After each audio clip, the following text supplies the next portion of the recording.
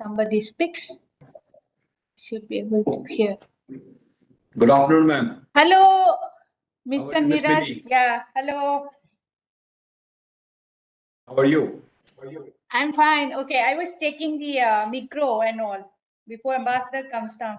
Sure, sure. Everything is fine, ma'am. Your voice is also very clear. Okay, And the it's video very as clear. well. Is it I very think clear? if you lower the camera a little bit. Yeah, that's perfect. Okay, okay, okay. Good afternoon, sir. Good afternoon, Good madam. afternoon. Hi, hi. How are you? Good afternoon. How are you, sir? Good to see Thank you. you, sir. Good to I'm see fine, you. thank you. I'm just testing the microphone. Is everything clear? Yes, Yes, yes. yes. Yeah, thank you. Oh, good to see you. How are you? Good to see you too. I'm fine. Thank you. Yeah, keep it safe. Hanoi is not quite good to go out right now. Yeah, no, it's Hanoi is under restriction, so we cannot go out.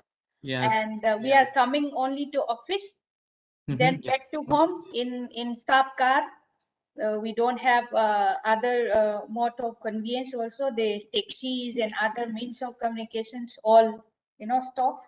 So, and our embassy staff, it is also on rotational basis. We are not in full swing. So it is minimal numbers Yes, to I run the see. mission. Others are working from home. Yes, it's good to see all of you healthy. Yeah. But Vietnam is working very hard to actually contain. And in Ho Chi Minh, the number of cases is decreasing. Mhm. Hopefully, it will stabilize soon also. Yes. Yeah. Hope everything is fine. Yeah, everything will be fine. Hopefully, quickly. Yes, thank you. I'm just testing the Yeah, microphone. yeah. Okay, I'm also tasting. Yeah. See you. See you around. See you around. Bye.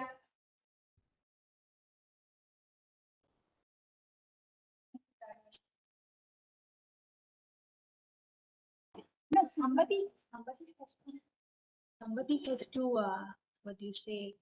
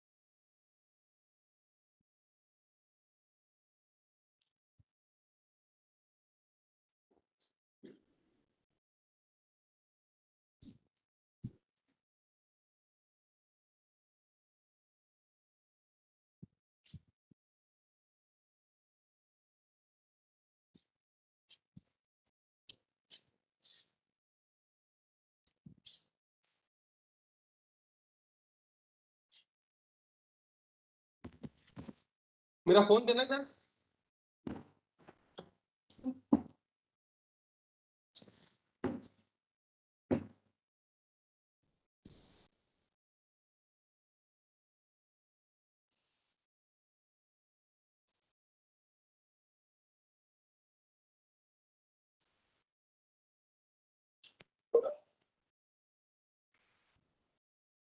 अरे मेरा phone देना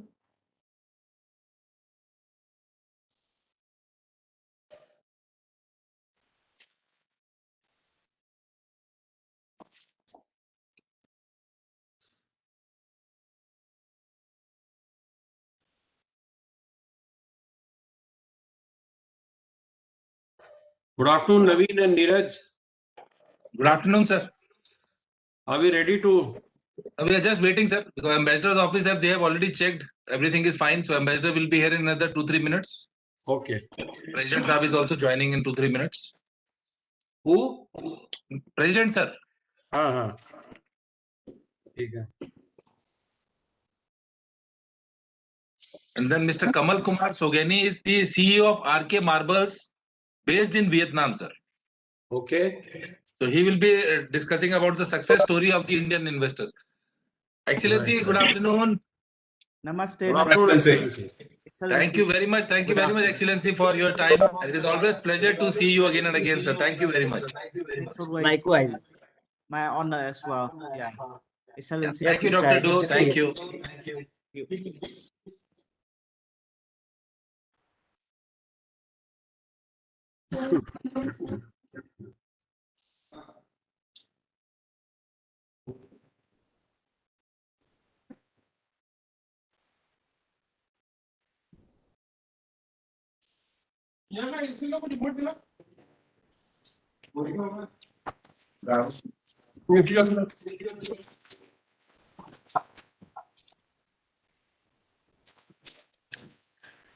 Good afternoon, President, sir.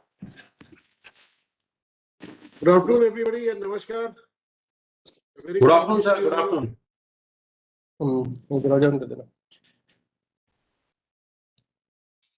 Mr. Poddar ne जाने के.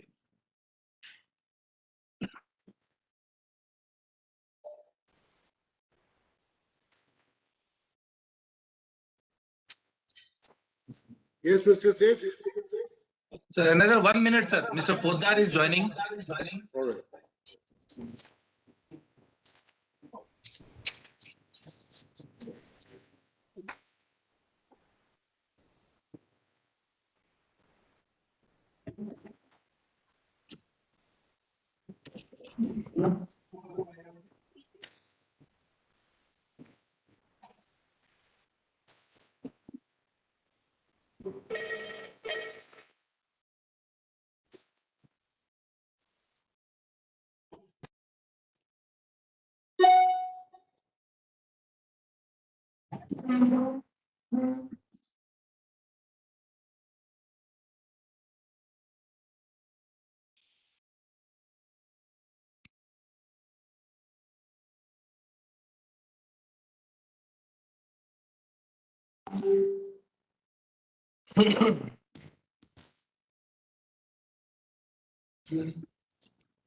Your Excellency Verma ji, namaskar, sir.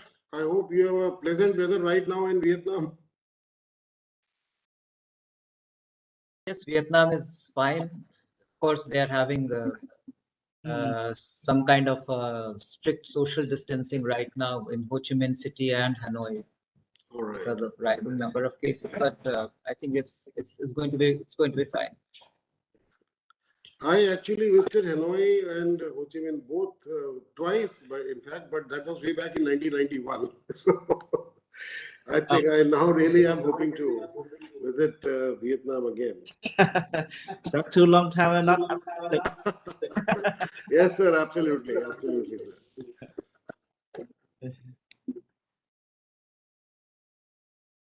We have a outbreak in Ho Chi Minh, southern part of Vietnam. So a partial lockdown in Hanoi. And I think Excellency, your voice is not coming out clear. If you could please check your mic. We were, this is clear. now it's better, yeah. Yep. So I hope that His Excellency is not very inconvenient because we were in Hanoi now. No, I'm very well aware of the progress Vietnam has made. It's a matter of pride for all of us. I think all of us Asians that a country can do so well in such a short period. And I think you have become a great industrial power now, and congratulations for that. Thank you very much. And we will try our best. Actually, is a most important task is to put into control over the pandemic. I think the southern part of Vietnam is in a difficult position at the moment. Oh, because of the pandemic, is it? Yep, exactly. Yeah.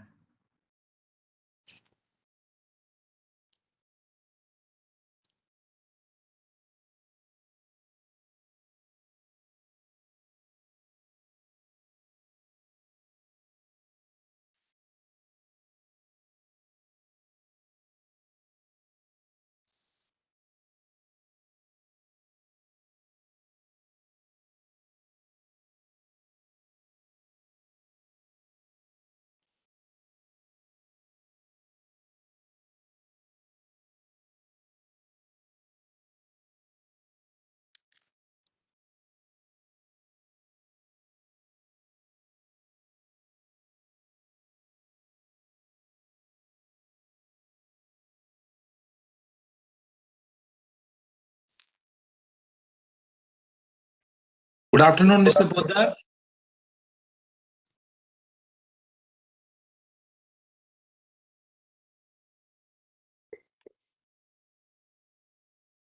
Yeah, can you hear me now?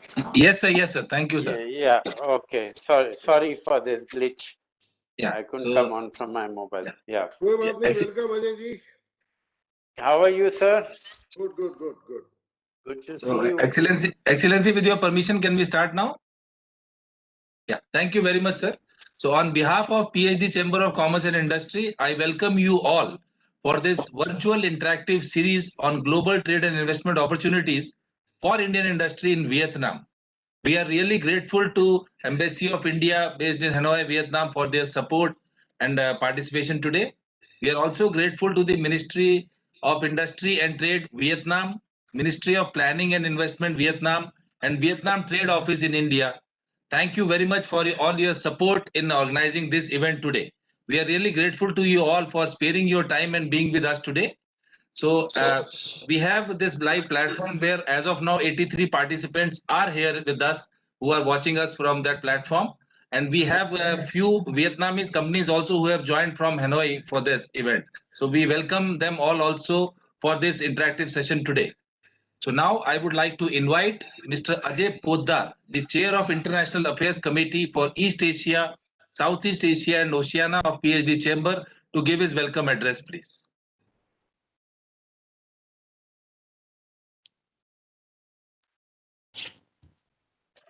Sir, you are on mute, sir. Poddar sir, you need to unmute. Yeah.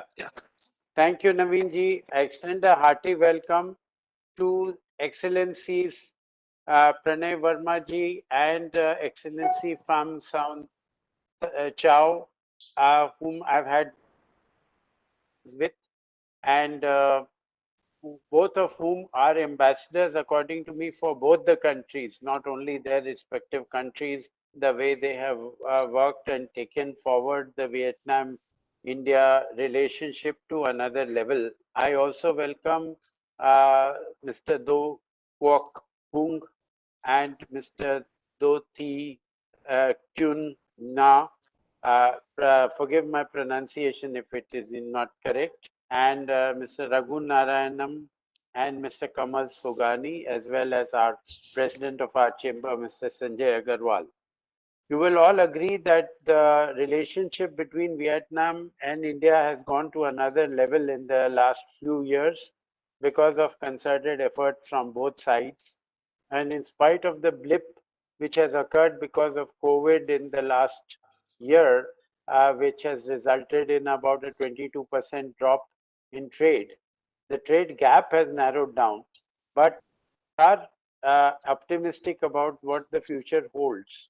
And I'm sure that we will be able to take this relationship to another level in times to come. I will not get into the details of what we import, and we know that the cultural ties and the foundation of the relationship is very strong. And we are looking at large projects. There is a lot of investment, Indian investment, which is riding in Vietnam, which is increasing. And I remember that the ASEAN conference, which the PhD chamber did almost 2 years back, unfortunately, after that, the COVID happened. But the amount of interest of Vietnamese companies in India and vice versa is phenomenal. And I'm sure that now with things normalizing, now it will go to another level. And I think there are about 299 valid projects with total invested capital of about almost $1 billion in Vietnam, $10 billion in Vietnam. And I think this is going to increase. And we have the honor of having dignitaries from both. And I'm looking forward to a very interesting and stimulating session. And both ways, two-way trade interactions between whatever we can do between the two countries for bilateral investment and of course tourism. And as soon as the flights resume, we look forward to. So I thank each one of you for being here, and we look forward to hearing from excellencies and from the Vietnam Trade and Investment, the officials, and of course our president. Thank you. Thank you very much, Mr. Poddar, for your address. Now I would like to invite Mr. Sanjay Agarwal, the President, PhD Chamber of Commerce and Industry, to give his presidential address, please. Thank you so much, Mr. Seth. Very good afternoon to you all, ladies and gentlemen, and a very warm welcome to each one of you for this very important virtual session on the global trade and investment opportunities for Indian industry in Vietnam. My special welcome to His Excellency Mr. Pranay Verma, the Ambassador of India to Vietnam, and Dr. Do Thanh Hai, the Deputy Chief of Mission, Embassy of Vietnam to India, for sparing their valuable time and joining us today. Excellencies, your presence and continued support to the activities of the Chamber is a matter of great honor to us. I'd also like to thank Mr. Lee Thi Mai An, the head of Southeast Asia, Asia Africa Market Development Ministry of Industry and Trade of Vietnam, and Ms. Do Thi Queen Naga, the Investment Promotion Center of National Vietnam Foreign Investment Agency, for being present today. And again, my apologies if I have not pronounced them names correctly. I hope that I learn in due time the right pronunciation of Vietnamese names. And our special thanks are also to Mr. Indranil Sengupta, the CEO of Indian Business Chamber in Vietnam, for supporting the event today. We hope that both the PSG Chamber and your chamber shall be able to work more closely for the development of economic and commercial relations between the business houses of both the nations. I would like to take this opportunity to briefly mention about the PSG Chamber of Commerce and Industry.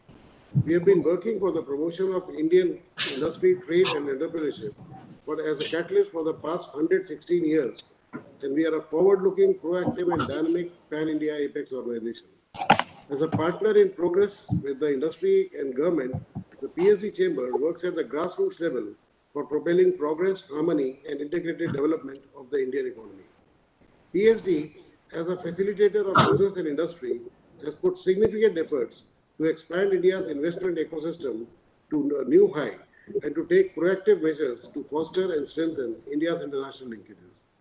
Outbound investments from India have undergone a considerable change, not only in terms of magnitude, but also in terms of geographical spread and sectoral composition. Analysis of the trends in direct investment over the last decade revealed that while investment flows, both inward and outward, were rather muted during the early part of the decade, they gained momentum during the latter half. The current global pandemic has banned travel worldwide, which has made it difficult to carry out business with Indian investors. India and Vietnam, with historical roots in common struggle for liberation from colonial rule and the national struggle for independence, share a traditionally close and cordial bilateral relationship. Mahatma Gandhi and Ho Chi Minh, regarded as the father of nation of India and Vietnam respectively, led the people in their historic and heroic struggle against colonialism in both the countries. India initially maintained consulate-level relations with the then North and South Vietnams and later established full diplomatic relations with the unified Vietnam on 7th of January 1972. Relations between the two countries were elevated to the level of strategic partnership during the visit of the Vietnam Prime Minister Nguyen Thanh Dong to India in July 2007. In 2016, during Prime Minister Modi's visit to Vietnam, bilateral relations were further elevated to a comprehensive strategic partnership. There are several bilateral mechanisms at different levels between India and Vietnam. The Joint Commission meeting at the Foreign Ministers level and the Foreign Office consultations and strategic dialogue at Secretary level provide the broad framework for bilateral consultations encompassing all areas of mutual interest. Our relations are further decorated by several high-level visits in the recent times. India has a long-standing development partnership with Vietnam that has made positive contribution towards capacity building, sustainable development goals, and socio-economic development of Vietnam. India has been providing assistance to Vietnam within the ASEAN framework. Under the Mekong-Ganga cooperation framework, India has been taking up quick impact projects, each valued at $50,000 in different provinces of Vietnam for development of community infrastructure. Friends, I would not be touching upon the specific commercial and investment relations between both the nations, as they've been very comprehensively covered by Mr. Poddar. And we'd also like to have the honor of hearing on the subject from the domain experts who will be speaking hereafter as this session progresses.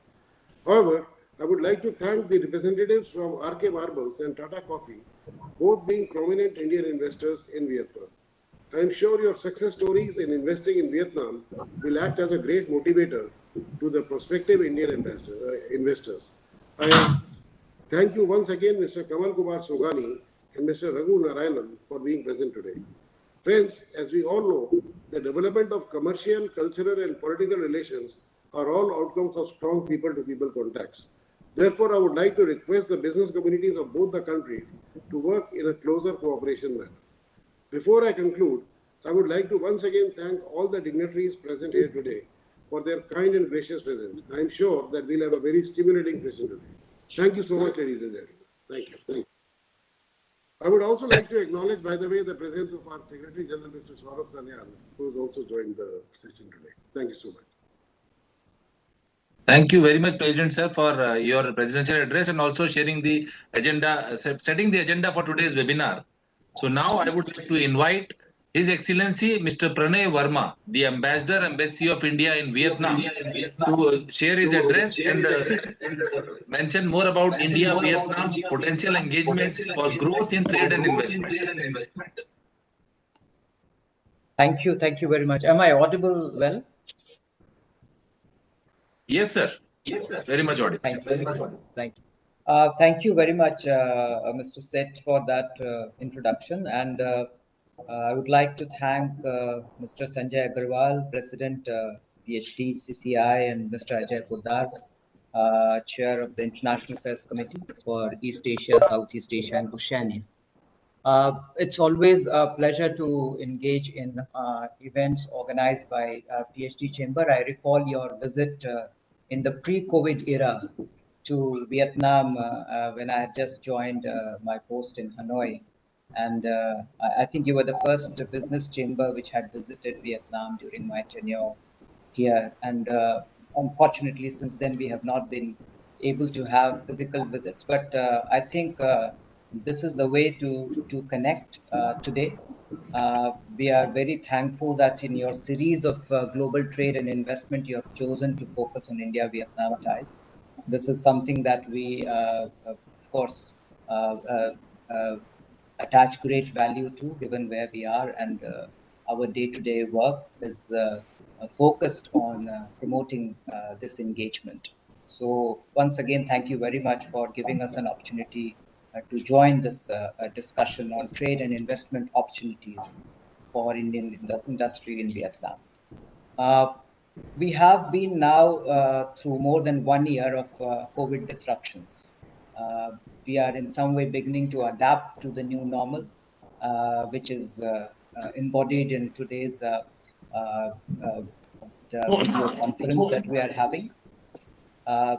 The business chambers, I think PhD included, have shown initiative on both sides by creating these video links to connect with partners overseas and explore opportunities.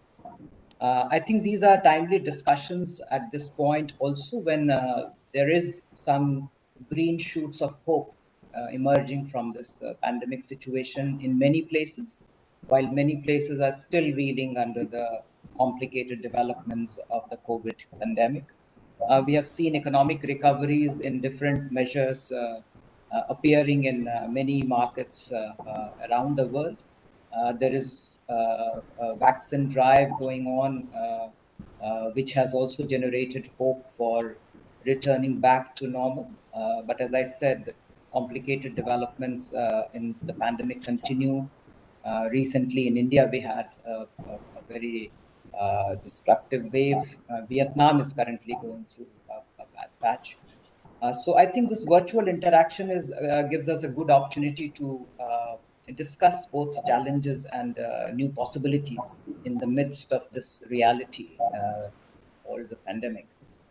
Challenges, we are all quite aware, disruptions of production in terms of logistics and also supply chain disruptions happening all around. But new possibilities have also emerged in the middle of this crisis. I think, in a very broad sense, COVID has forced us to rethink business as usual. And I think that opens new ways of thinking, and with it, new opportunities that may be there on the horizon. Supply chain disruptions have pushed us to explore new links and partnerships. The businesses all over the world are de-risking themselves by diversifying trade partners and also diversifying trade baskets. In these discussions, when we talk about new possibilities, we're talking about a new normal or a post-pandemic, whenever that era emerges. I think both India and Vietnam figure prominently as economic powers which will make a difference. I think Vietnam's successful management of COVID-19 and very impressive economic development last year, of course, has created a deep imprint in the collective psyche of the global community, and created opportunities for Vietnam to emerge as a preferred destination for investment, as a trade partner for the global community. In India too, I think with our own bold policy initiatives, measures, transformative measures like Atmanirbhar Bharat, and policy initiatives related to attracting trade and investment, I think these have all begun to show positive impact on our economic outlook, and we remain hopeful that this will be further strengthened. Talking about India, Vietnam economic engagement, trade and investment, I think we have not done badly despite the disruptions of the pandemic. If you look at the trade figures in our own statistics, Government of India statistics, 2020-21 fiscal year, we have been able to cross $11 billion. If you look at the Vietnamese statistics, still we crossed $10 billion. So I think that's, though little diminution from compared to what we had achieved in 2019, is still quite impressive, considering the expanse of disruption that affected trade and economic engagement all over the world. For India, Vietnam continues to be the fourth largest trading partner in ASEAN today. For Vietnam, we are in the top 10 global partners. Indian exports in some areas have shown impressive growth. Areas like iron and steel, cotton, electrical machinery, engineering products, oil seeds, agro products, seafood, plastics and chemicals. I mean, there are many such products which have done quite well. Similarly, Indian imports from Vietnam have been dominated by electronics, chemicals, copper, coffee, rubber products, footwear. So I think there is a significant range of commodities that we are trading in, and we are continuing to trade in despite the disruptions caused by the COVID pandemic. Investment-wise, I think we have, of course, not seen many major investments last year, but there have been some proposals, including in the field of IT, where one of our Indian companies is coming in, Hindustan Computers Limited, with a big investment. So investment numbers, we hope, will grow as situation becomes more normal. Right now, we have about $900 million of Indian investment in Vietnam. If you include investment routed through third countries, it reaches about $2 billion. Vietnamese investment in India is about less than $30 million. So, considering that we are still trading in very low level, at very low levels. I mean, our trade with each other is less than 2% of each of our global trade. And the fact that we are the two fast-growing economies, and we have a deep desire for a deeper global integration, I think there is a significant potential that is there to to be utilized, to be fulfilled. And I think these discussion and the discussion today that we are having probably will throw more light as to what are those potential and how do we go about it. From my perspective, I would address the question of what we need to do by identifying the few points that I will follow in my I'll touch upon in my following part of my remarks. I think in terms of sectors and commodities, which is the bread and butter of the trade statistics that we are talking, or the investment figures that we are talking, I think we need to continue our focus on the traditional mainstays in our economic engagement, both trade and investment. But we also need to expand our basket, our trade basket, our investment ambitions, generally raise our ambition level. So I think some of the areas which we are focusing on, and we are urging our businesses to look at, on both sides, to look at focusing on, include pharmaceuticals, auto components. Now, these are areas where we have been doing well, but there is scope to do even better. Renewable energy, is one area. IT and digital economy. I think given that both India and Vietnam have very ambitious digital programs, there is a natural synergy here which we can utilize. Healthcare has emerged as something that I think we can naturally invest in each other's capacities or learn from each other's experiences in the context of the pandemic. Startups, startup communities of our two countries, the fintech sector, e-commerce, petroleum products, engineering goods, agricultural products in general. I think these are some of the areas which I don't want to go through the list, but many of these have actually been identified also in the joint vision that our prime ministers adopted last year, December, when they had the virtual summit.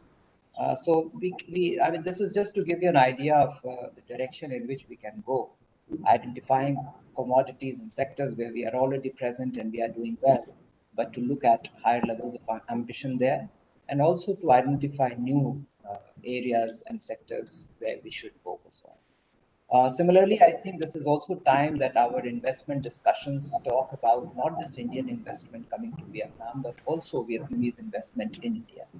And there, I think areas like agro-processing, urban infrastructure, manufacturing are some of the areas where I think we can look at attracting Vietnamese investment as Vietnam gains greater prominence in terms of its economic capacities. The second point I would like to make, so that was about sectors and commodities. Second point I would like to make is about strategy. How do we go about it? And here I think the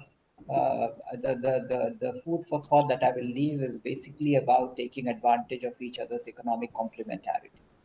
And this is something that the businesses would know better, the chambers would know better. But I think there are several economic complementarities that exist where we have strengths and we have demands where we fit with each other's priorities. We need to also leverage each other's global value chains and supply chains that exist.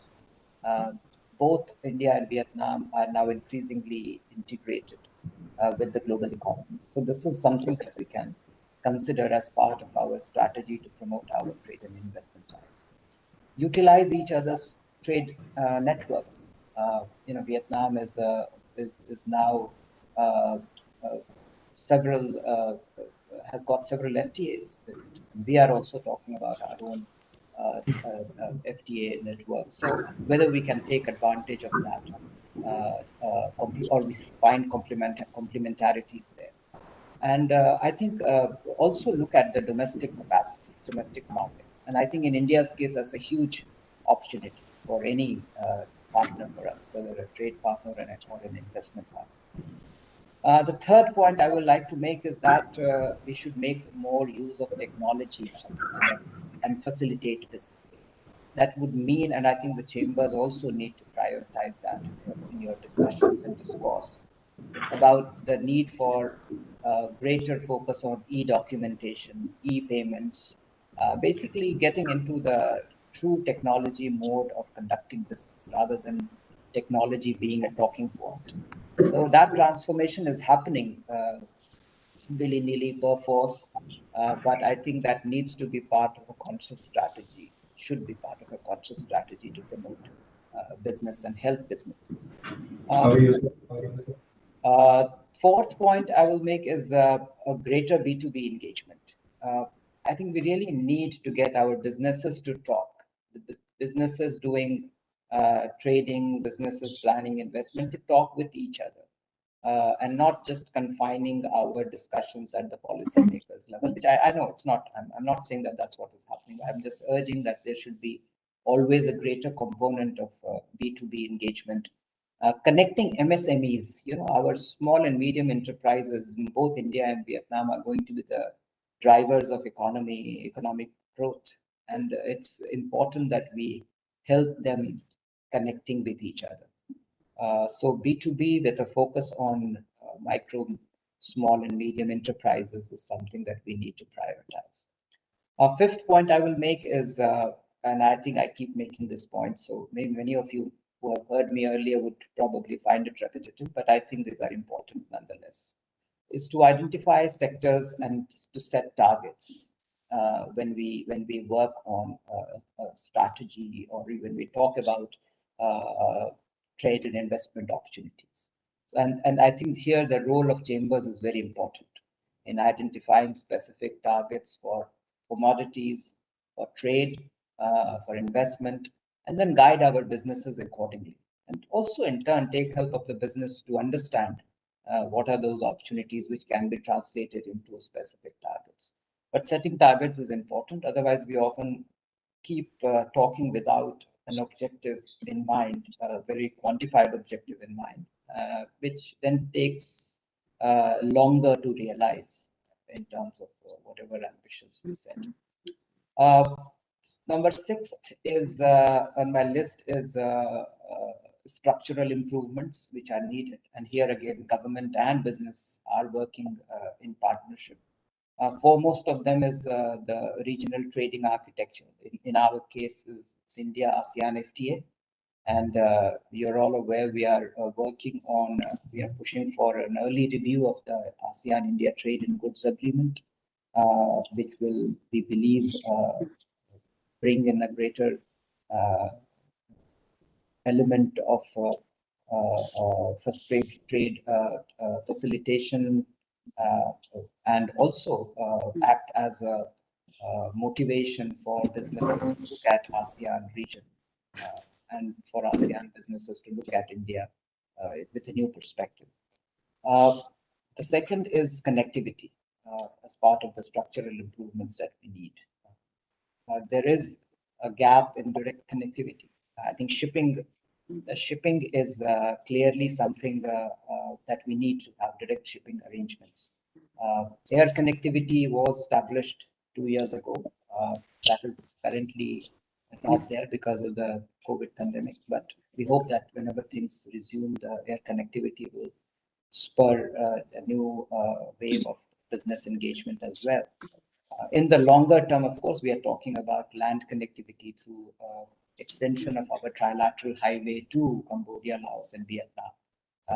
We hope that next 4 years, 5 years, we will be able to reach that point. But connectivity is important, and we can begin with a shipping connectivity, because if you simply look at the number of containers that are shipped from India to Vietnam or Vietnam to India every month, there is merit in looking at having some dedicated freight corridor.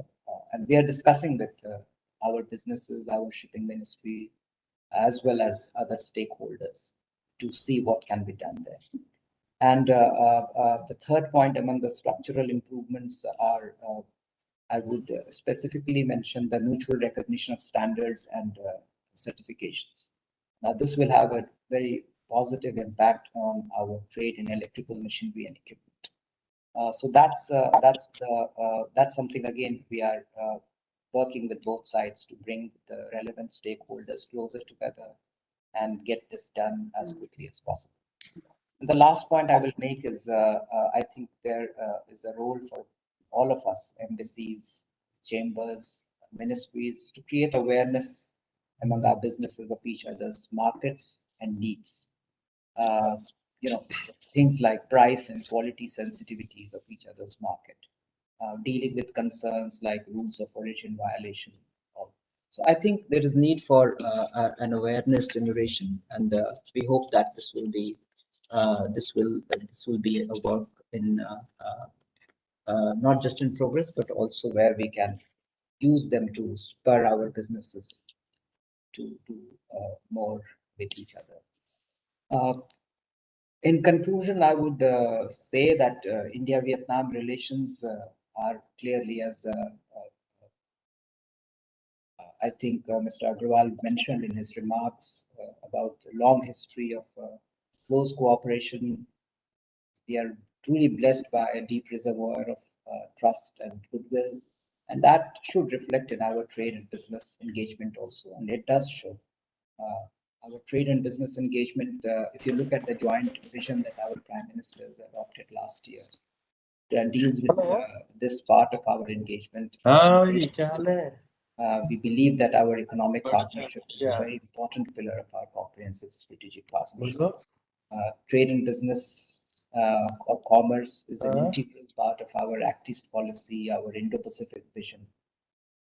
And also the fact that India and Vietnam and the ASEAN region in general are the new realities. There is a very natural logic for having a deeper engagement in our economic. Mr. Sobhani, can you please mute your mic? India and Vietnam. Come on, Sobhani, kindly mute your mic. And when working towards greater self-reliance, self-resilience after the COVID, during and after the COVID pandemic. And I think it is in this context that there are new opportunities. Our own India's Atmanirbhar Bharat that mission, which is about developing our domestic capacities so that we can better integrate with the global economy. And the number of transformative measures that we have taken and reforms measures that we have taken to make our economy more welcoming to foreign partners, both for trade and investment. I think all these create great opportunities for Vietnam and Vietnamese businesses to explore and exploit. And as India aspires and becomes a leading factor in global economic revival, as we move towards our objective of reaching $5 trillion economy, there are opportunities galore for our partners in Vietnam. And that's the long-term perspective from which our Vietnamese friends and partners should look at this economic engagement. Thank you very much. I'm sorry if I've taken longer. No, thank you, Mr. Verma. Your Excellency, it was an excellent. Thank you again for giving me this opportunity. We have been really greatly educated today on a lot of things that we didn't know about in the India-Vietnam relationship. Thank you so much. Thank you very much, Excellency. And as President Sir also mentioned, you have already touched on the focus sectors which have the potential, which as a chamber we need to definitely work on those and take those further. And as you rightly mentioned that before pandemic, the delegation which was there, we would love to come back again, sir, as soon as possible. But in the meantime, as with your kind support in the last 1.5 years, we have been able to do a lot of interactive sessions with you, where you have been kindly enough to support us, and you have shared your views with that. And B2B meetings also we have done with you, as well as the Vietnam Trade Office in India here also. And in fact, just for, I think President will recall, the ambassador of Vietnam was also there with us in Panchkula, sir, when we had done the tourism event there. So he was graciously present there. And I must add that the ambassador was very gracious and he participated, so actively in the whole affairs, including the evening of fun and frolic that we had. I must say that. Thank you, Excellency, for your kind words today. And now I would like to invite Dr. Do Than Hai, the Deputy Chief of Mission, Embassy of Vietnam, India, And we request you to kindly share your views on the Vietnam industry perspective, sir. Thank you very much, Mr. Sid.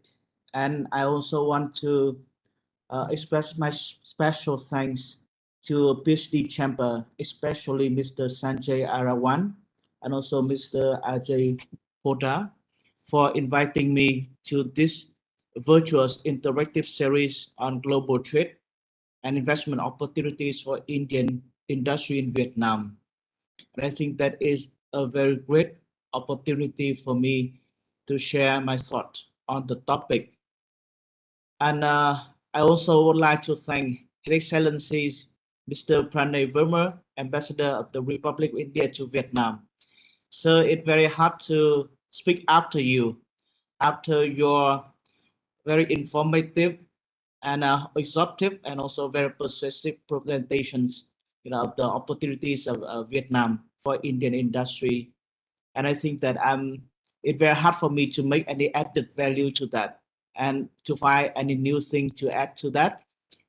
But I think that is as always, I'll try my best in somehow point out some couple of things. It's just the minor thing as compared to the comprehensive presentation conducted by His Excellency Ambassador. The first point to stress that even in the pandemic, I think we need to keep the economic connectivities and economic activities to flow. And it's like keeping the blood, running into the vein. Even the pandemic can paralyze some part and some part of the bodies and some part of society. We may come to the lockdown and lockdown in one city in another.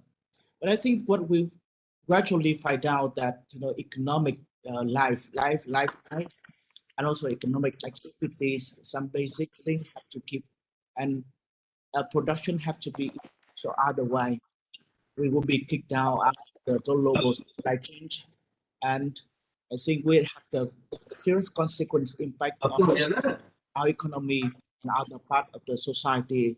The second point I want to make is about, I think both Vietnam and India is a well positioned for a new century, for decades of growth. And I think that is very, very important for us that the global supply chain is restructuring. And although we see the intense competition among great power, and also the competition speed out from one domain to another, but I think that India is we're in well position to project very strong growth in the decades to come. And I think the same with Vietnam. And not only that Vietnam is positioned within the heart of the Southeast Asia with a very extensive coastline. Of course, it will give us many interaction with the economy, global economy, especially Vietnam have at least 15 free trade agreements. Some are under negotiation, but we think that Vietnam is have the well connected to the world, and India is one of the most dynamic economy in the region, and we have many things to share, and got many complementaries to follow.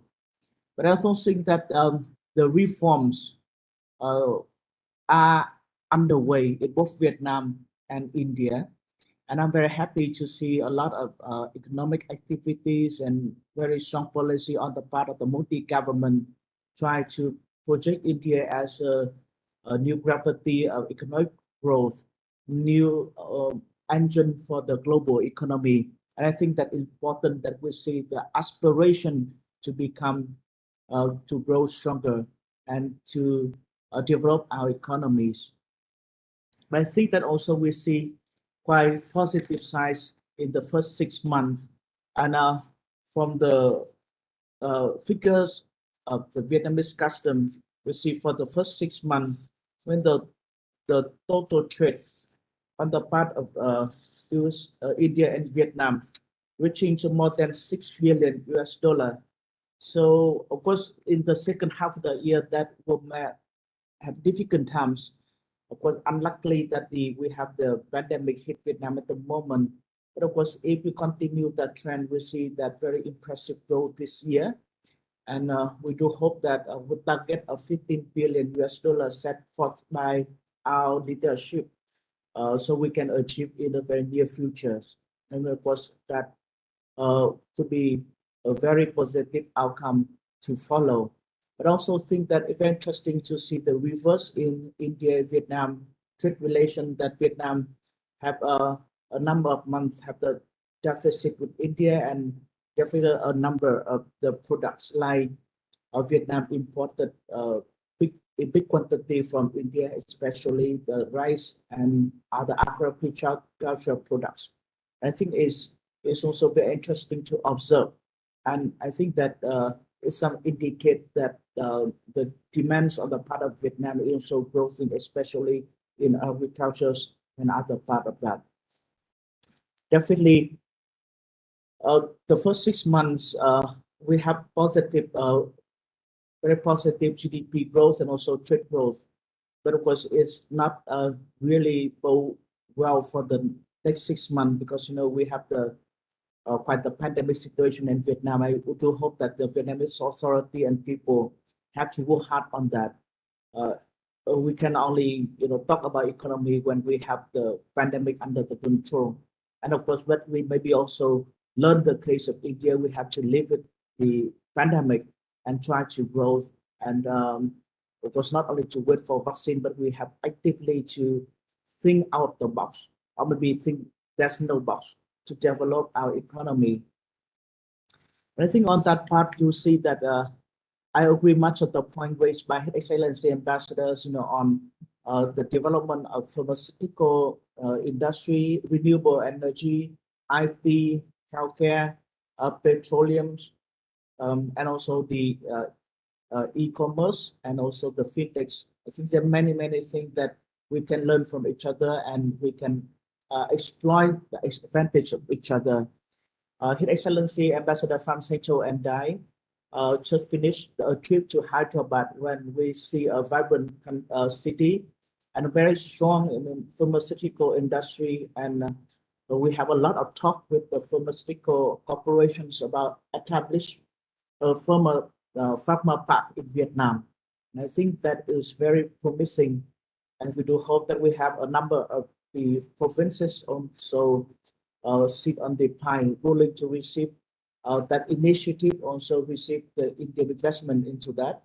And I do hope that we can work with the Indian embassy in Hanoi, and also collectively with the industry of both countries when we push for that project. And of course, when we have that kind of springboard, that would definitely to make Vietnam and India a pharmaceutical production hub, not only in the region, but also in the world. And Vietnam has a lot to learn from that. And I think renewable energy is important for both countries, because we are seriously affected by the climate change.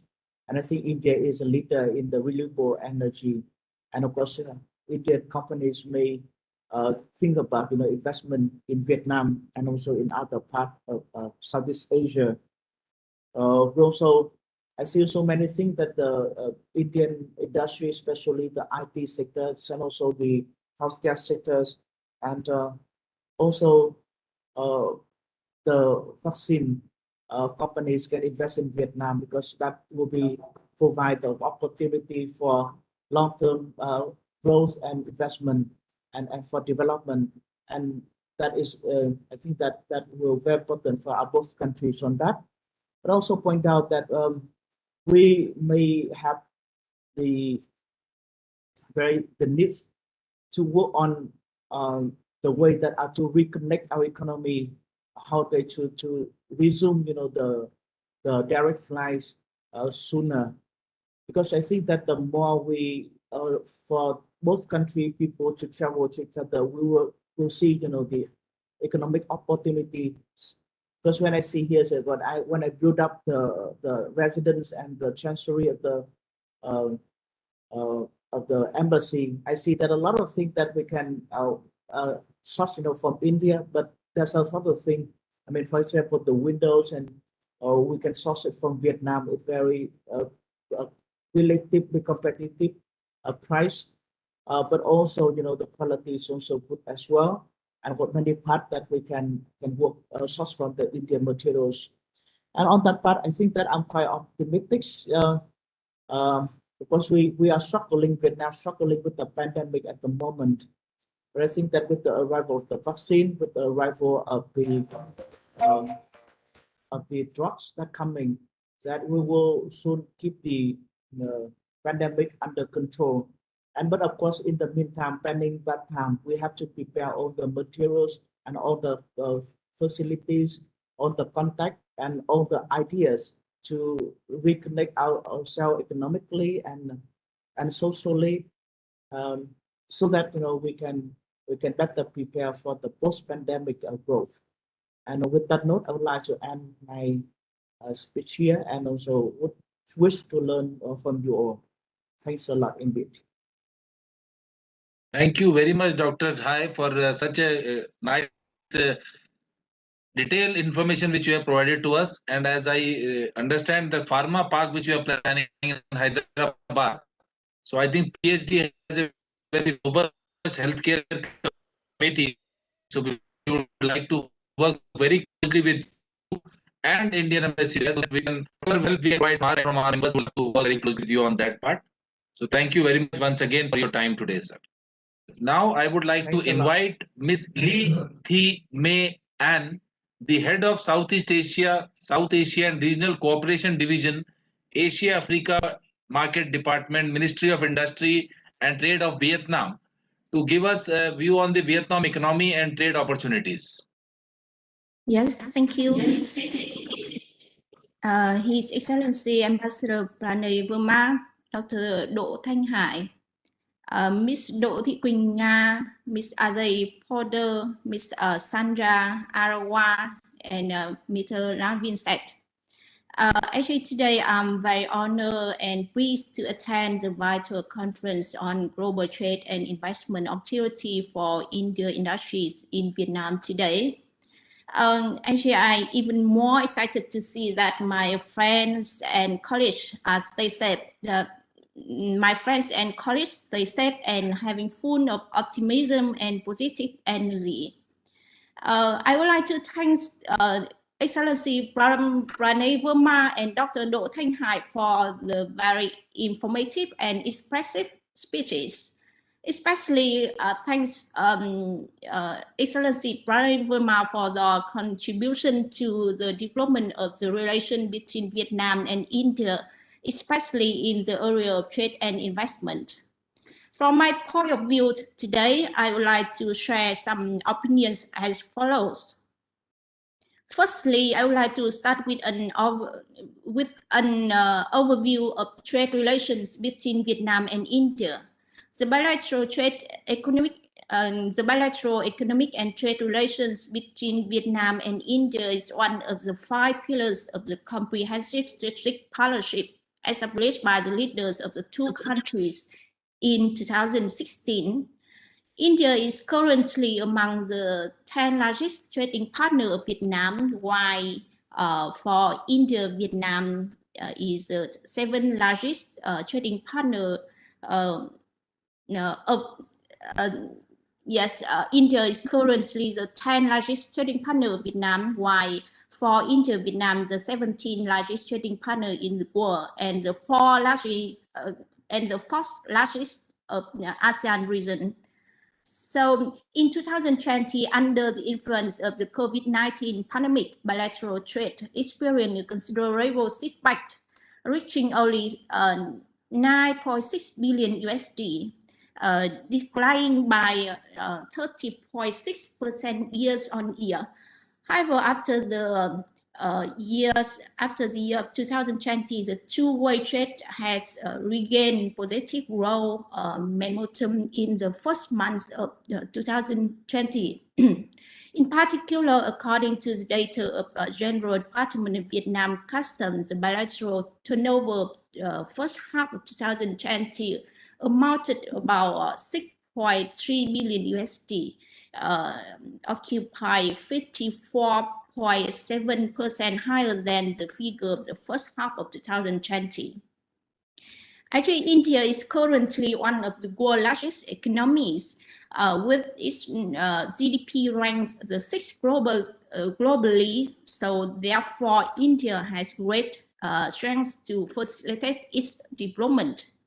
As for Vietnam, the country is an amazing market that undergoing dynamic developments and deepen integration with the region and the world through the participating in the negotiation and signing several bilateral and multilateral free trade agreements.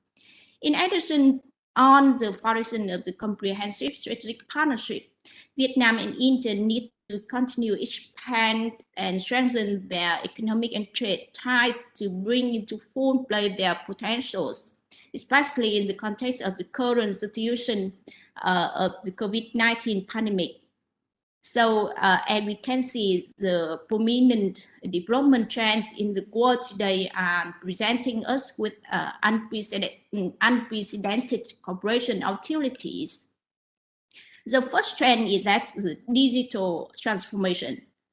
So the COVID-19 pandemic has accelerated the digital transformation process, promoted the application of digital technology and all aspects of social life, and made electronic management models and global online linkage become a trend, and the digital transformation is a trend that will become inseparable from development models of countries in the post-COVID-19 era.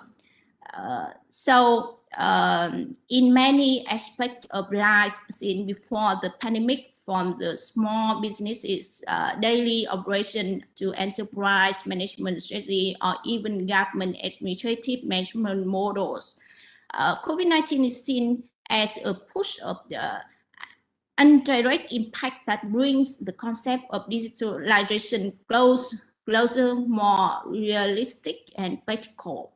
So regarding trade promotion activity between Vietnam and India, we need to increase interaction through online platforms, just like to share, to discuss, and collaborate. So electronic platform can be employed to boost the trade promotion and business matching activities to help businesses of both sides maintain their supply chains and export markets.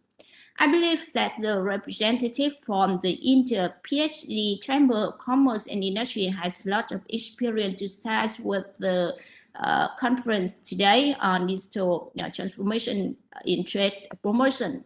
And recently, the Association of Chamber of Commerce of India have pioneered in organizing online fairs, virtual exhibition, and maintain a series of online trading models that trade promotion activities between businesses of two countries remain uninterrupted.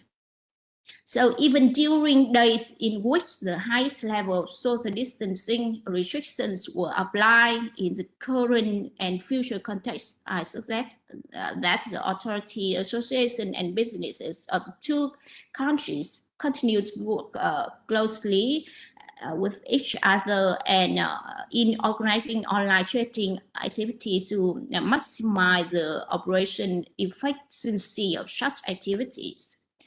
The COVID-19 has accelerated digital transformation in management activities of state agencies. The application of information technology of custom procedures have been implemented by the custom authorities of two countries to electronic CO insurance.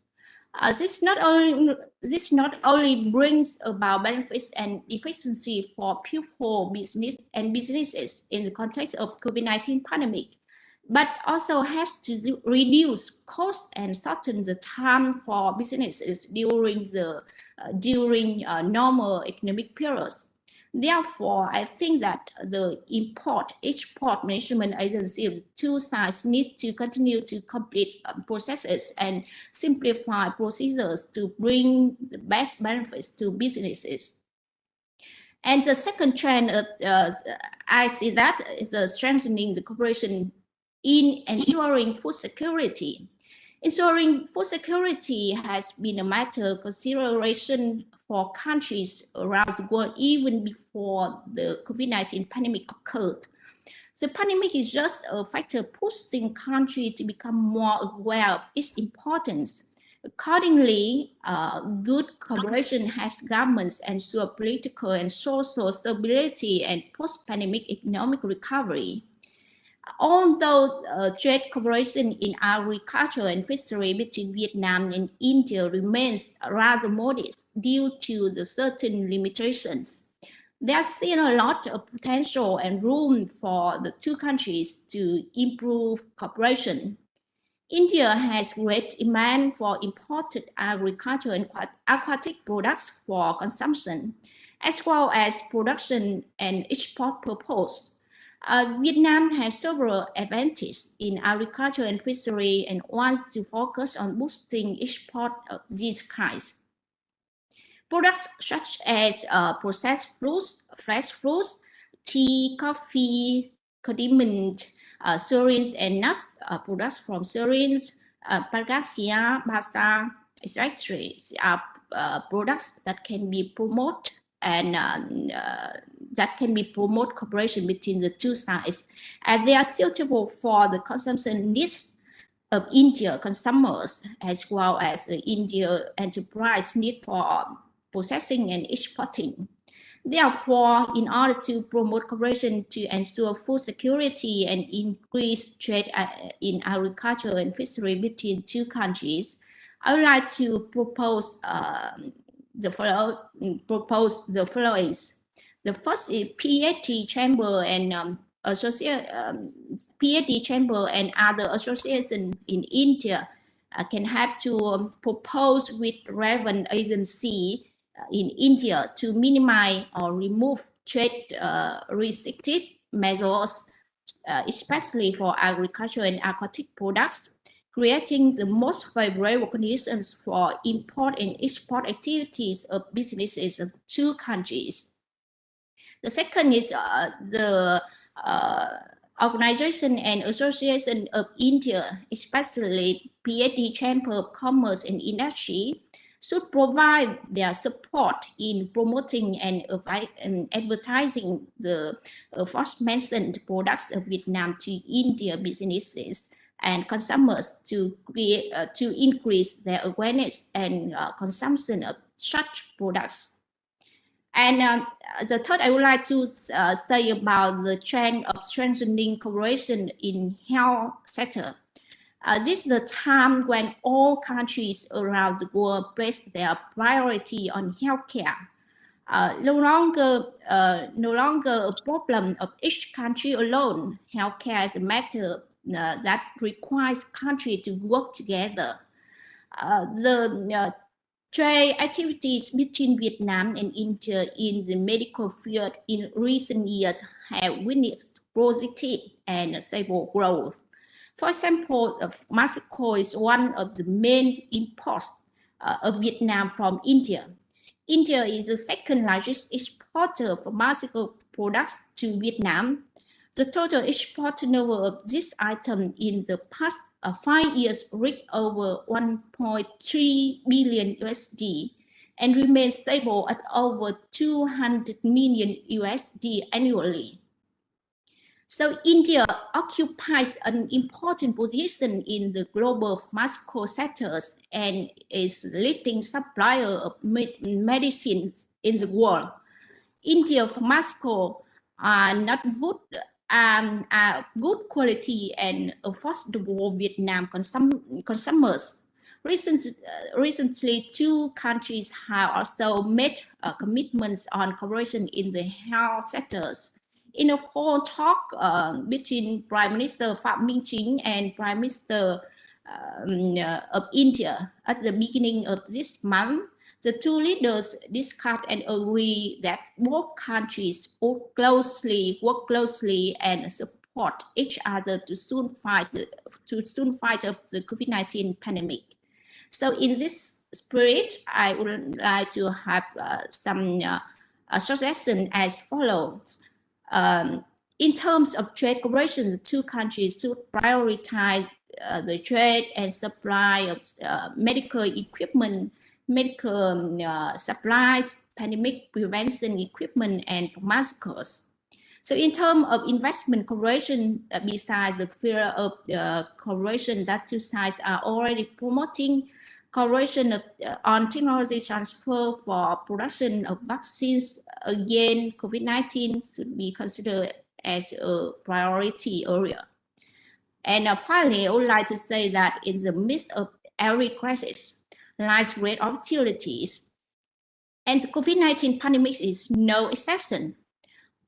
On the foundation of the good relation and mutual trust, I believe that we will overcome adversity and take advantage of opportunities to further develop bilateral economic and trade relations for the benefits of all people and business of the two countries.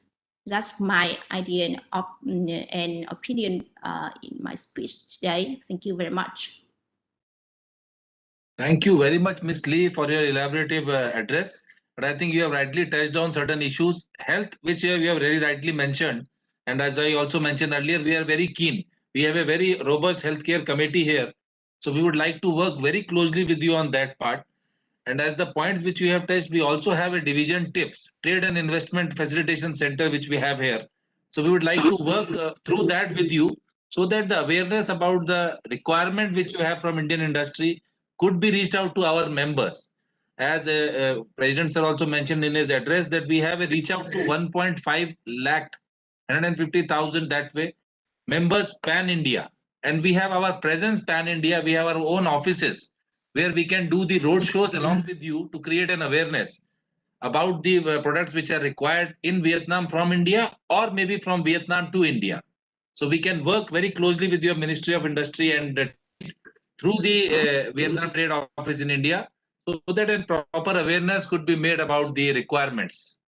So this is what we from PhD Chamber we would like to propose to you. Thank you. So now we proceed further, and now I invite Ms.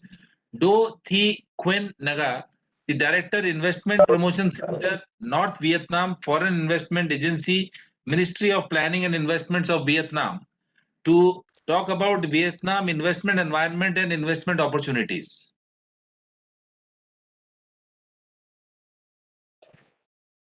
Kindly unmute, ma'am. Kindly unmute.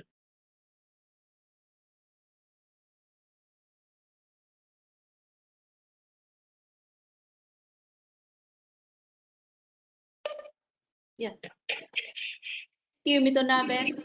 From PhD CCI, His Excellency Mr. Paravay Verma, India Ambassador in Vietnam, dear Mr. Do Thanh Hai, Deputy Chief of Mission, Embassy of Vietnam in India, dear Mr. Sanjay Agavan, President of PhD CCI, dear Mrs. Mai Anh from MOIT Vietnam, ladies and gentlemen, it's my pleasure to present Foreign Investment Agency, Ministry of Planning and Investment to present in this webinar. I would like to provide you some key information about the investment environment and opportunity in Vietnam.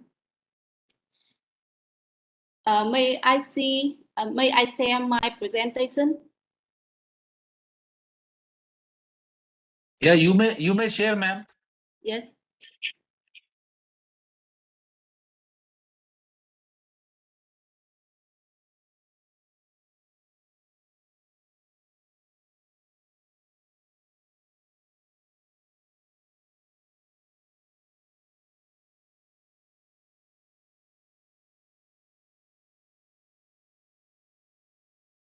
I'm sorry, it's take time.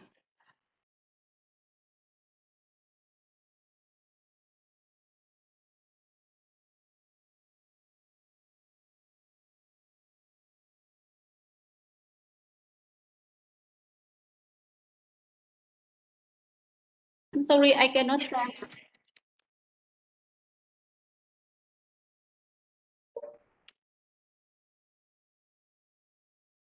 Maybe you can send an email to me or my colleague. I have just sent a message on the chat box to Neeraj. If you can send, he will share on your behalf.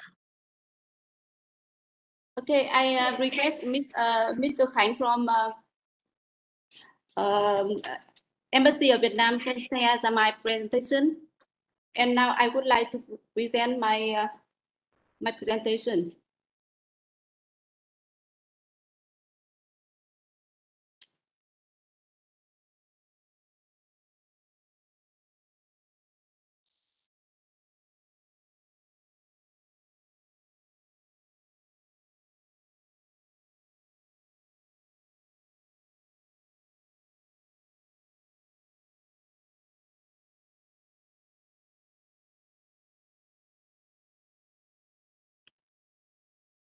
We can't see it, ma'am. Yes. Vietnam has made major comprehensive achievement.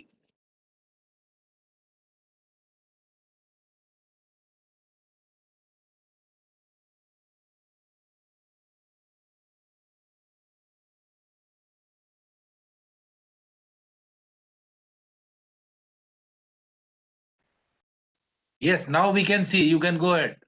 Yes.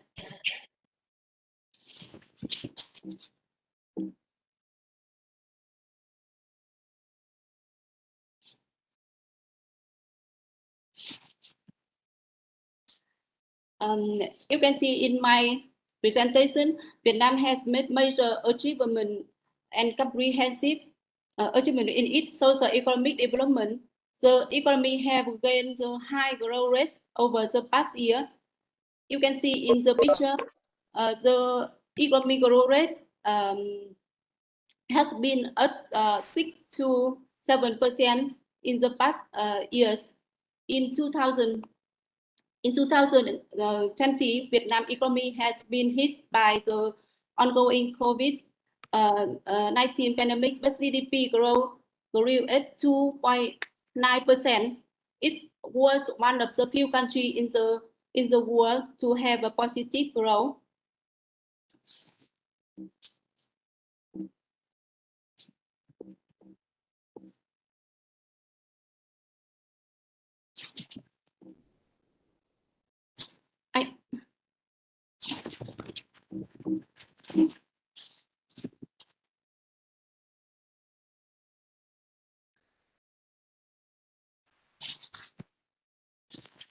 About the FDI in Vietnam, after more than 30 years of attracting FDI in Vietnam, we have 140 countries and territories have invested in Vietnam with the total, with the number of projects is 33,900 projects. Registered capital reached 398 billion. And the disbursed capital, foreign capital is 2,041 billion US dollar.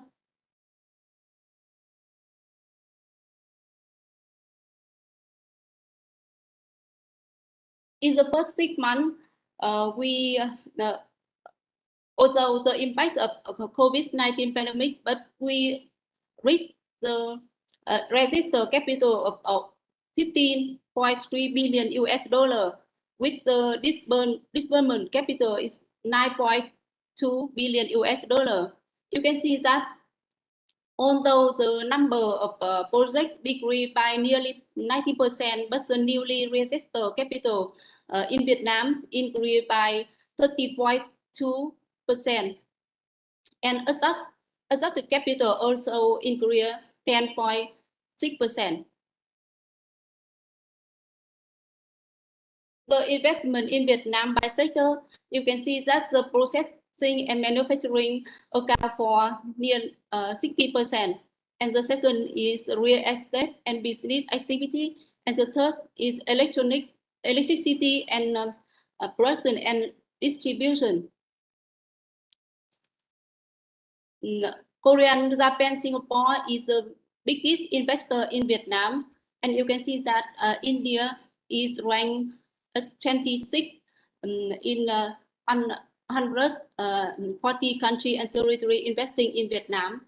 with the total registered capital over 910 million US dollar, with the 304 projects.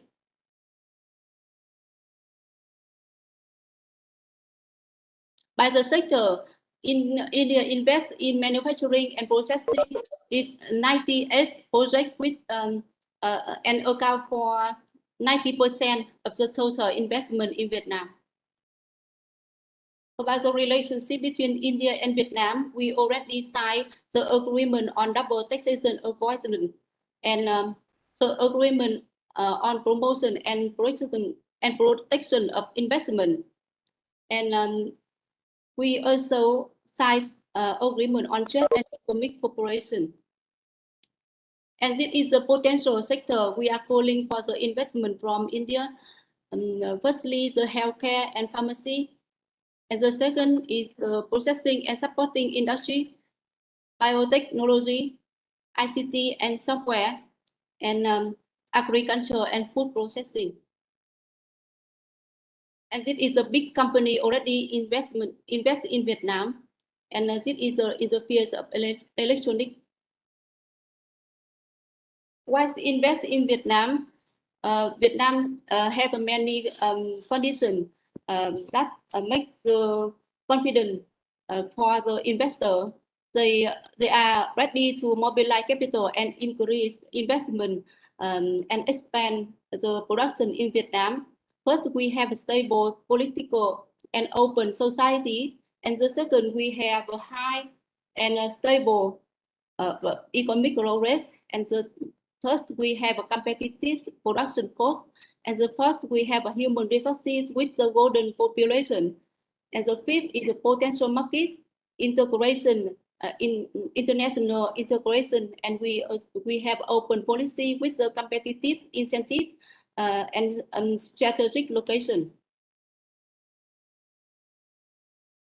We also prepare for we make the preparation for the new way of FDI in the coming time. Firstly, we develop the industrial with with near 400 industrial zone and 18 economic zone with the total 80,900 hectare industrial zone. About the human resources, we have cooperate between university, college, and vocational training center, and cooperation enterprise to train according to the requirement and requirement of the businesses. About the international integration, Vietnam already signed 14 FTA, and one FTA already signed and coming into force. And by this year, Vietnam will take an important role in the economic connection network of 55 partners, in which 15 countries as member of G20. Especially with Vietnam, really the incentives for the investor. We in the new law of 2020, we have a special incentive for the investor. You can see the comparison in this table.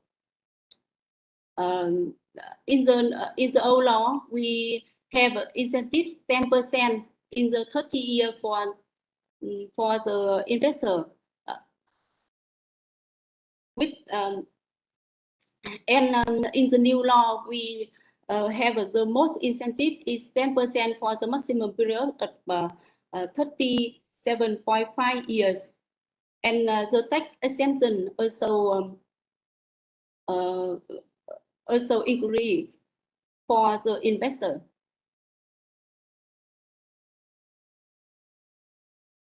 And our government established the task force on foreign investment promotion, and the head of that force is our Deputy Prime Minister. And the relevant ministries is the member of this task force, and we support more and more for the investor. And with the function of our Ministry of Planning and Investment, we in charge of all the foreign investment in Vietnam. We are ready to support the investor. First, we ready to provide information on law and policy.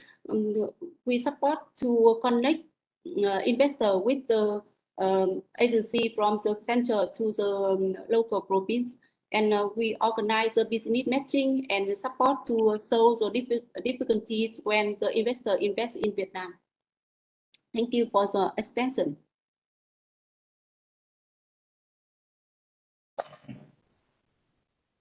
Thank you, ma'am. And thank you for a very detailed presentation and about the various incentives which the Vietnamese government is offering to the foreign investors. It will be a great idea if you can sell a copy of the presentation, which we can share with the interested Indian companies who would like to have a look at it.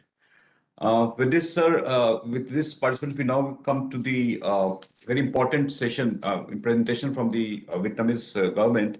And we have the Indian companies who have established themselves in Vietnam. So may now request Mr. Raghu Narayanam, the CEO of Tata Coffee Vietnam, to share his success story. Mr. Raghu Narayanam, please. Hi, good evening to all the dignitaries and the PhD Chamber of Commerce board. This is a thanks for giving an opportunity to speak on this occasion. I'm delighted to hear so many things about the investments in Vietnam from the various dignitaries who are present here. Tata as a company has got its footprint across 150 countries across the globe, and with a total employee strength of around 720,000 people, and with a market capitalization of $260 billion. And most of the people may be knowing or may not be knowing, 66% of our shareholdings are being held by the Tata Sons, which is a non-profit philanthropy organization. We give great support to the community where we present. And to mark a few of the companies who has got their global presence is Tata Consultancy Services, who is into the software companies and all. Tata Steels is one of the major steel company in the UK and India. Tata Chemicals, Tata Consumer Products, Tata Communications, and Tata Motors. We had identified Vietnam has got a potential for having our footprint on the coffee area. We do have the coffee estates in India sprawling across 20,000 acres, and we do export the class of the beans to the US and Europe. However, we thought, and also apart from that, we got a couple of coffee processing units in India, which are making the spray dried coffee and agglomerated coffee. In addition to that, with the availability of the Robusta coffee in Vietnam, we thought that we will venture into the Vietnam with a Robusta coffee being one of our main raw material. And with that, we will be, because our clients are majorly to the Europe and Russia, meeting the market from Vietnam, I thought would be an ideal location. With that, preface, we had entered into the Vietnam. And why we entered into Vietnam has got we have got a high level cooperation from the government authorities and the industrial park authorities, which is the main thing which has really supported us. And the industry practices are really fair and transparent. There is sufficient availability of the utilities like power, water, and the labor force. Industrial parks have got well-connected supply chains and the competent agencies for the selection of the industrial parks. These are the silent features where we had come across when we entered the Vietnam. In addition to that, the industrial parks offers a one-stop solution for all the critical requirements such as obtaining investment registration certificate, business registration certificate, developing the environment impact assessment, liaising with key authorities. These are all can be done at one point in the industrial park, which is very convenient for any investor to go ahead with his project. And the parameters which we had really identified so as to select the particular industrial park is the proximity to the port, and the proximity to the raw materials availability, availability of the water and power, skilled manpower, and the packaging manufacturers. These are the parameters which are initially come to our mind so as to identify the rather select the industrial park. In addition to that, Vietnam offers significant tax benefits with evolved IP ecosystem and secure supply chain. And also it has got a coastline stretching to 3,200 kilometers along the South China Sea. And the road transport have the connectivity to all the parts of the port locations. These are the very key things for any success of the business. In addition to that, we do have the import duty exemptions for the many of the countries when we export from the Vietnam to those European countries.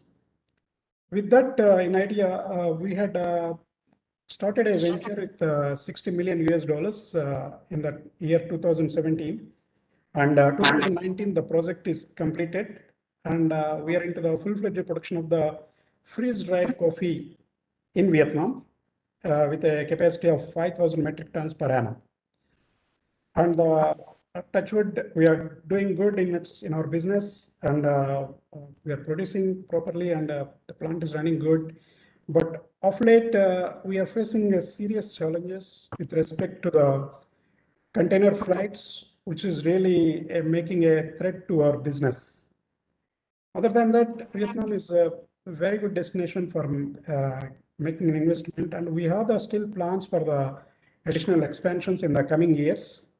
We hope it is going to go in a good way, and we expect to see the good potential for the Vietnam for any foreign investors to come up. I once again thank you for the PhD Chamber of Commerce and Industries for giving me an opportunity, and it's good to have a session with such dignitaries. Thank you very much. Thank you, Mr. Rakku. And it is indeed a very important for the Indian industry to have that confidence that, whatever you said, that they'll definitely consider Vietnam as their next potential destination if they have to expand their business in the Southeast Asian region. Sir, definitely. And once we bring a delegation to Vietnam, then we would like to, have a visit to a plant as well to understand. Sure, Neeraj. You are welcome. You are welcome with our team. Thank you, sir. Not a problem. Now, may I now invite Mr. Kamal Kumar Sogani, the CEO of RK Marbles, with his success story about the Indian companies in Vietnam. Mr. Sogani, please. Yes, good afternoon, everybody. It is my great pleasure to share my experience in the Vietnam. Let me first introduce RK Marble. RK Marble is one of the biggest marble company in the world. We produce the highest number tonnage of the marble in the world. We have been in Guinness Book of World Record for the highest production of the marble in the world.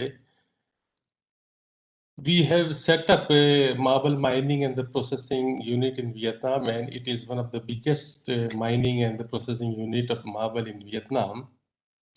We are producing about more than 50% of the total marble production in Vietnam. Now, let me share that we came in 2006 to explore the possibility of set up a marble mining and processing project in Vietnam. And at that time, the marble was coming only in the two provinces. One is in the Ninh province and another in the Yên Bai province. And we surveyed both the provinces. And we found the infrastructure was not good. The new country, new language, new culture. It was very, very hard to make a decision.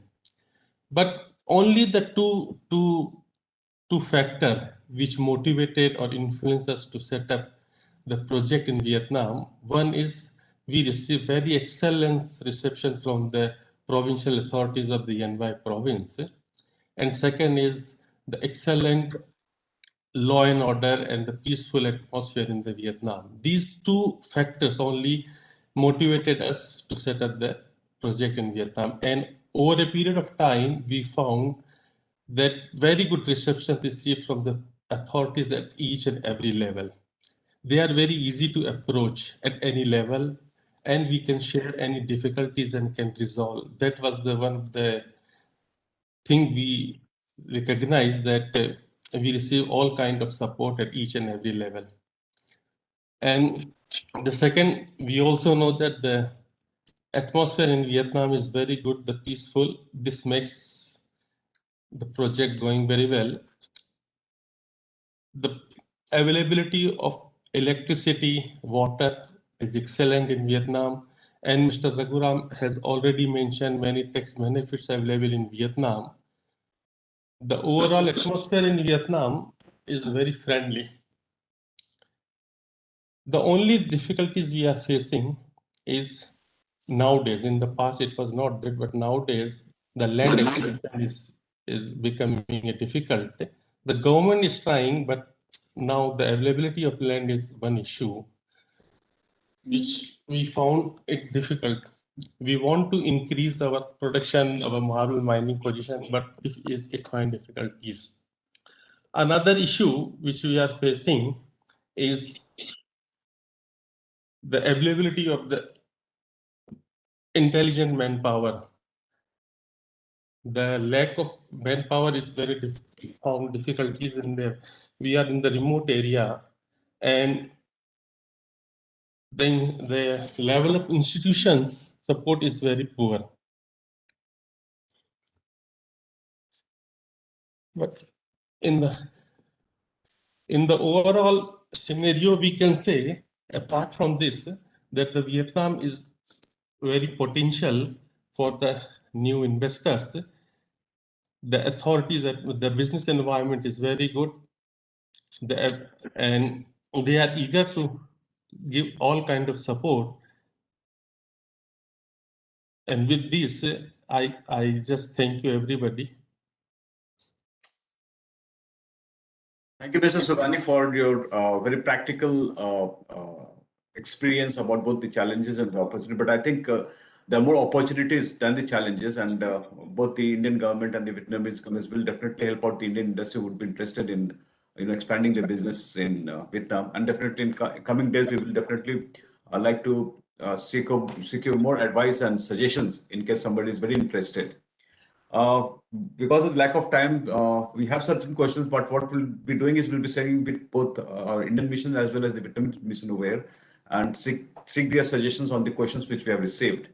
Lastly, we are also joined by our dear friend, Mr. Indranil Sengupta, the CEO of Incham Vietnam, who has helped us out in reaching out to the people here in Vietnam. So, sir, would you like to say something, Mr. Indranil Sengupta ji?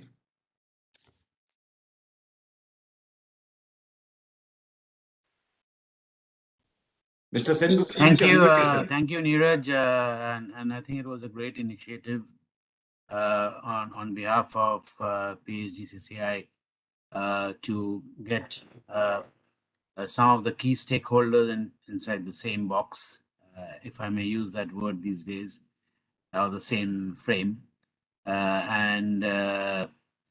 We had some good sessions. Unfortunately, I could only join a little late, but I was hearing on offline. Some good inputs from both our ambassadors, Phan Thanh Chau and Ambassador Pranay Verma, and also we had inputs, good inputs from our friend Dr. Thanh Hai, and also from MOIT and MPI. And finally, of course, from colleagues Kamal and from Tata Coffee. Overall, I think we should do more of these, and let's sort of focus sectorially so that more ideas can be shared and the more networking we can do in the coming future. And we look forward strong cooperation between Incham and PSGCCI in the coming days, and especially given the fact that our mobility and physical meetings have been strictly or restrained, but let's make the best use of it with this new technology of web meetings. And I wish you all the best for your future endeavor. Thank you.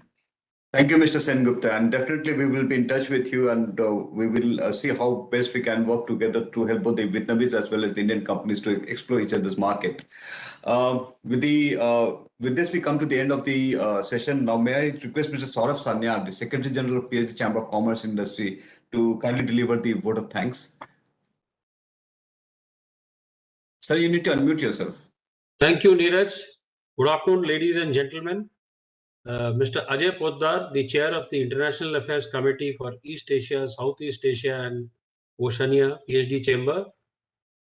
His Excellency Pranay Verma ji, the Ambassador, Embassy of India in Vietnam.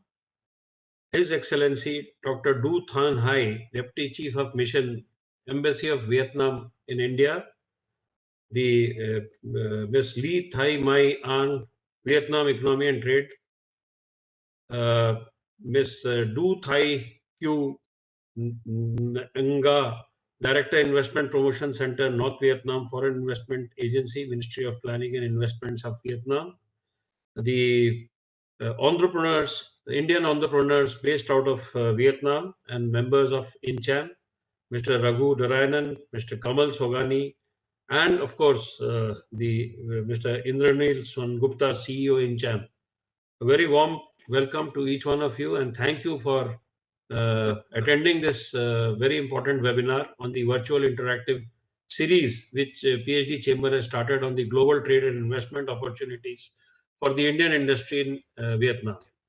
I'm sure on behalf of the Chamber, I would like to express my gratitude to each one of you for being here and spared a valuable time, though we overshot the time a little bit.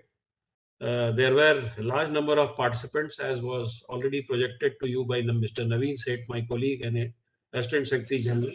And the interaction is still going on, I believe. Neeraj, can you confirm that? Yes, sir. The B2B is already on.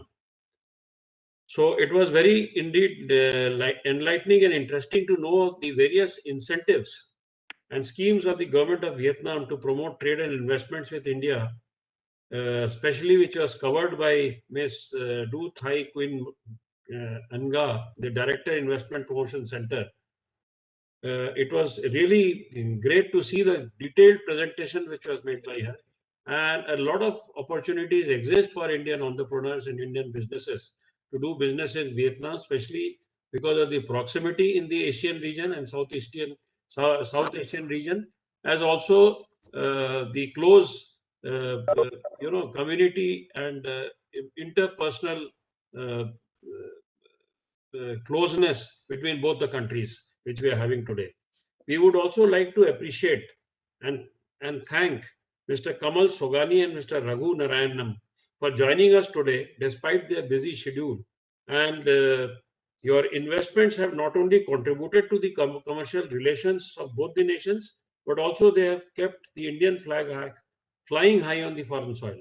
I mean, your success stories were very good, and it is very, very promising to emulate by the other entrepreneurs who wish to do business in Vietnam. I have personally been to Vietnam, to Ho Chi Minh City. It is not only a place of great business opportunity, but also a tourism country where especially the underground, the tunnels which were created during the Vietnam War, they are really worth watching how without major modernized resources, how the tribals had created such tunnels for moving from one place to another, which was totally non-visible, and it was a great learning when you saw these tunnels. So I mean, last but not the least, my sincere thanks and gratitude to Mr. Indranil Sengupta for having joined from the Indian Business Chamber in Vietnam, and for their encouragement and valuable support to us in organizing this event. I would also like to express my sincere thanks to all the members of the chamber, the businessmen from India and Vietnam, and the media for attending today's session. I am sure I speak for all present here.